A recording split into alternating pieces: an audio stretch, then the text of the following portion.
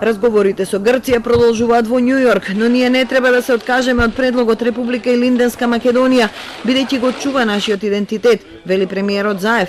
Повеста дека во Грција нема парламентарно мнозинство што ќе го прифати евентуалниот договор за ова име, тој ги повикува да размислат уште еднаш.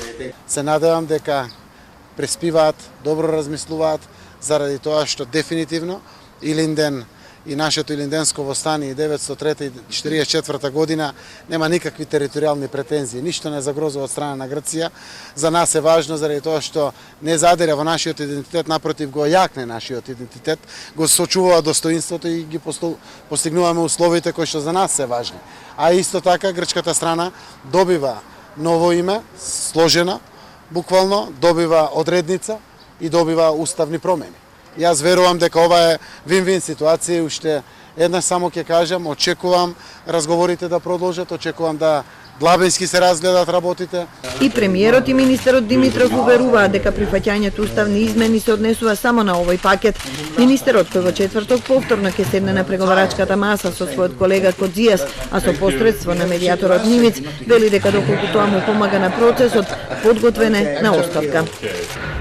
Одма ќе потпишам ако треба. Ако мислам дека тоа ако мислам дека тоа ќе помогне на Македонија, дали ќе биде подобар без мене, процесот дали ќе биде подобар без мене. Мојата лична одговорност, прашањето е имаше ли нешто што можев да направам, не направив, и направив ли нешто што не помогна. И тоа да има смисла.